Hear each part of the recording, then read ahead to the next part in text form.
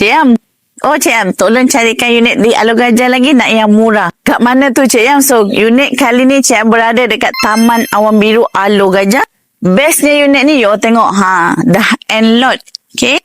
Siap ada tanah, rumah dah refurbish, dah tak payah nak buat apa-apa. Ada 3 bilik, 1 bilik air dan 1 bilik mandi. Saya Cik Yam Hassan. You dah subscribe belum YouTube Cik Yam? Jangan lupa subscribe YouTube Cik Yam.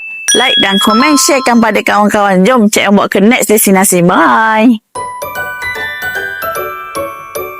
Negara Malaysia pernah dijajah, jom tua unit Alor Gajah. Unit ni kalau anda nak tahu berada di Taman Awan Biru Alor Gajah Melaka. Unit Enlot Terrace tingkat kali ni berstatuskan leasehold bumi lot. Keluasan untuk unit kali ni adalah 1377 square feet dan build up 700 square feet. Unit ni mempunyai 3 bilik dan 2 bilik air yang dah pun siap asing, bilik air mandi dan bilik air tandas. Macam yang anda nampak sekarang ni, walaupun kawasan unit ni Enlot tapi ada tanah kan?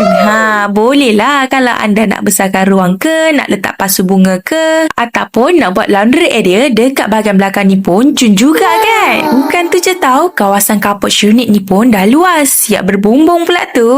Nak parking, kalau tak cukup, boleh je parking dekat sebelah unit ni. Kemudahan pun dah dekat tau dengan unit ni. 5 hingga 10 minit je dah sampai. Antaranya klinik, surau, family store Alor Gajah, sekolah anak-anak dan banyak lagi.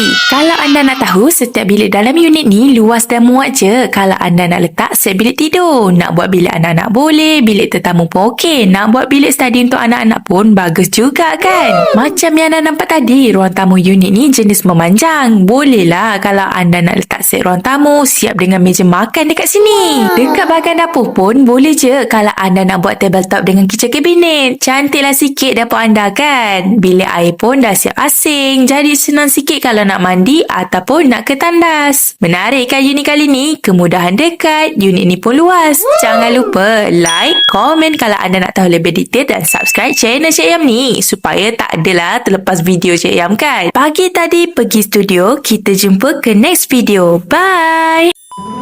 Kat mana tu Cik Yam? Jap nak kereta.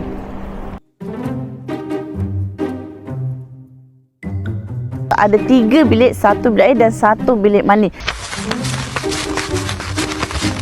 Nak yang ada tanah tepi